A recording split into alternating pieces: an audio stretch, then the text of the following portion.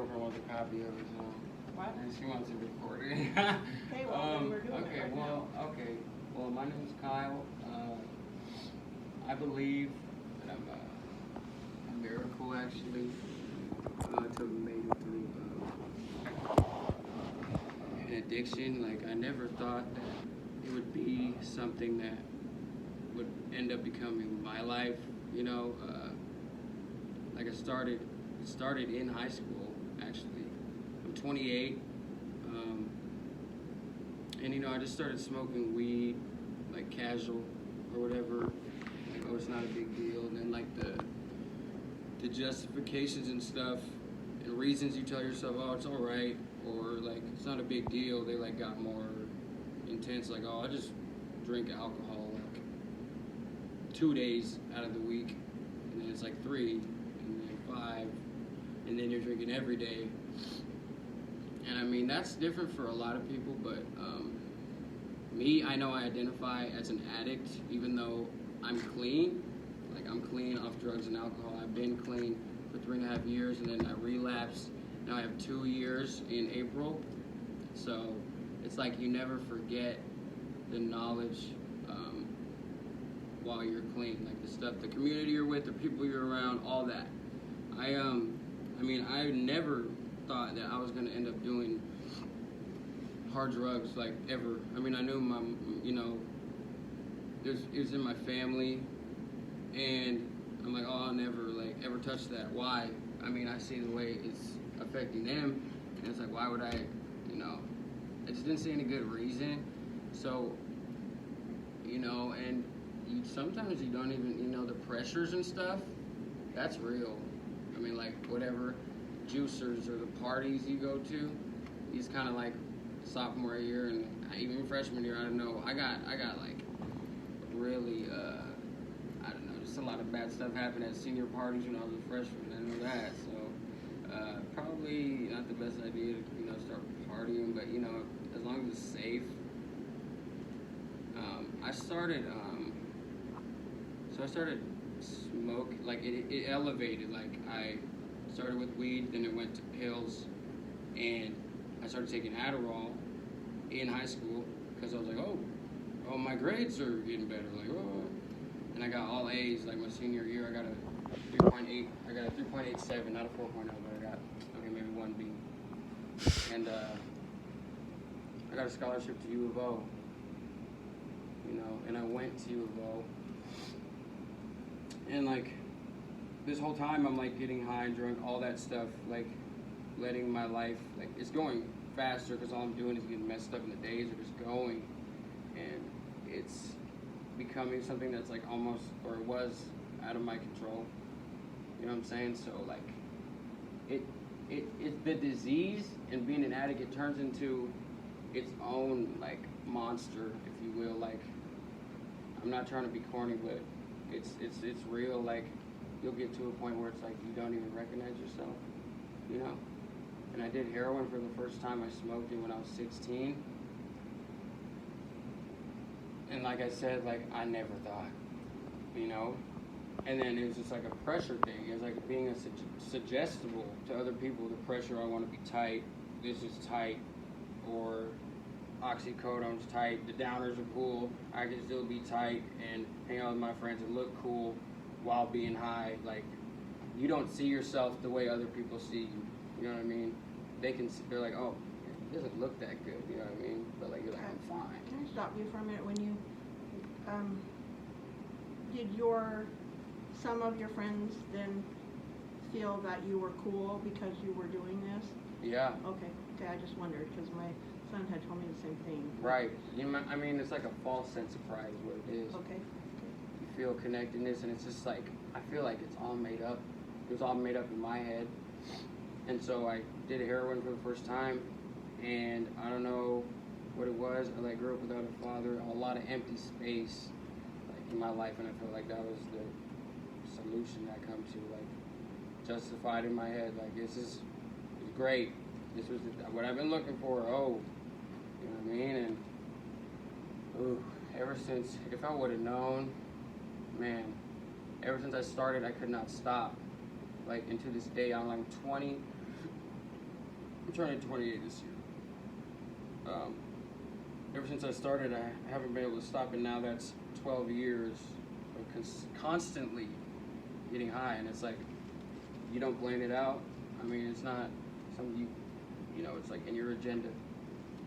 It's, so like, I tried to go to U of O, and I'm driving back to Portland like every other day, missing assignments. Like, I went there on a scholarship, like, so my grades needed to be good, you know, and I kept driving back to Portland for drugs every weekend.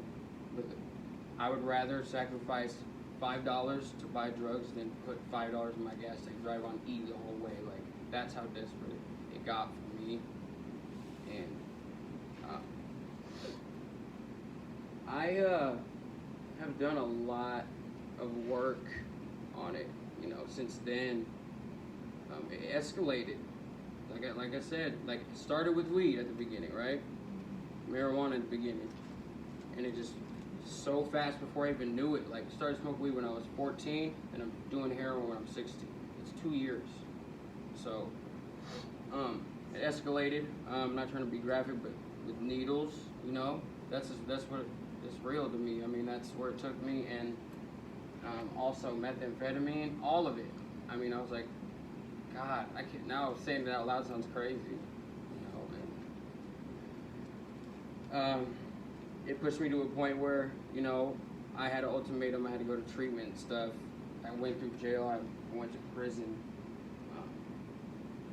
You know, and it's like, I asked myself, like, if I was able to make a better choice and like stay in college, like, where would my life be?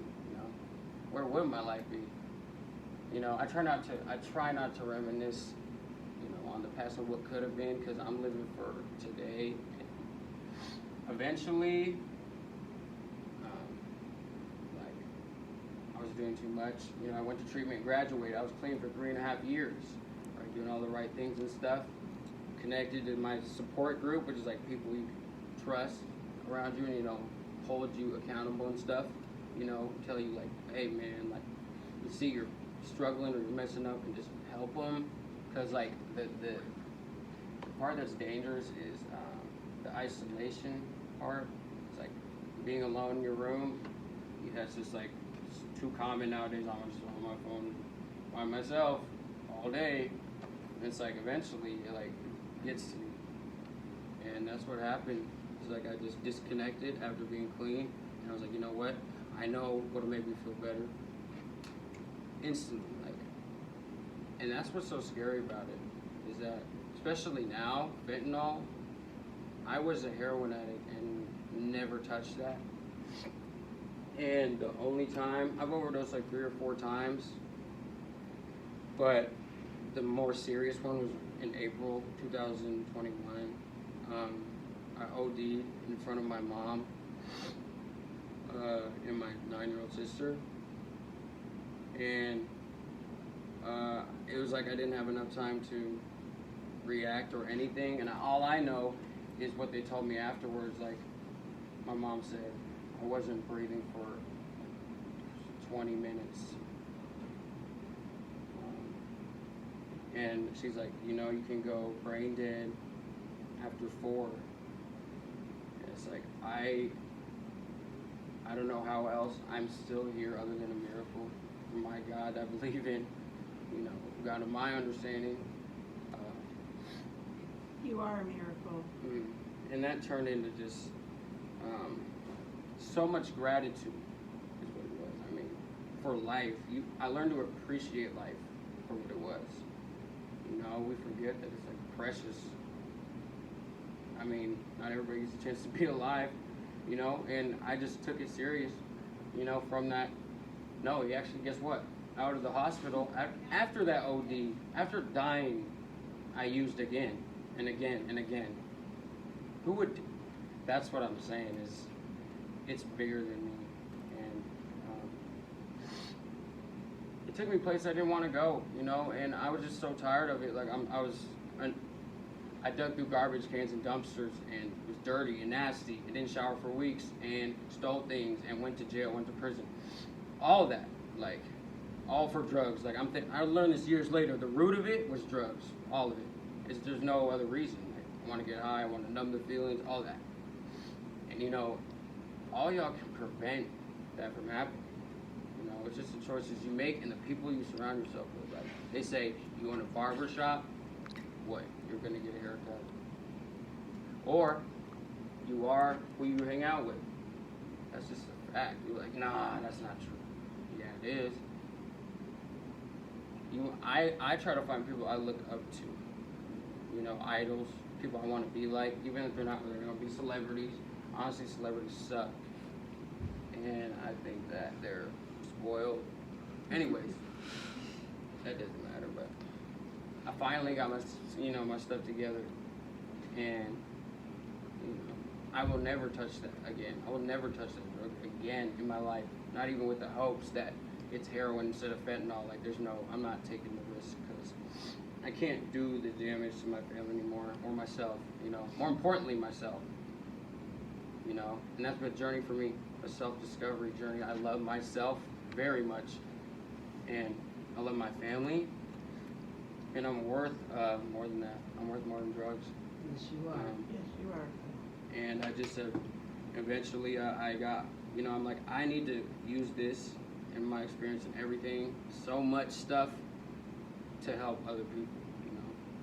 So I applied at this 4D recovery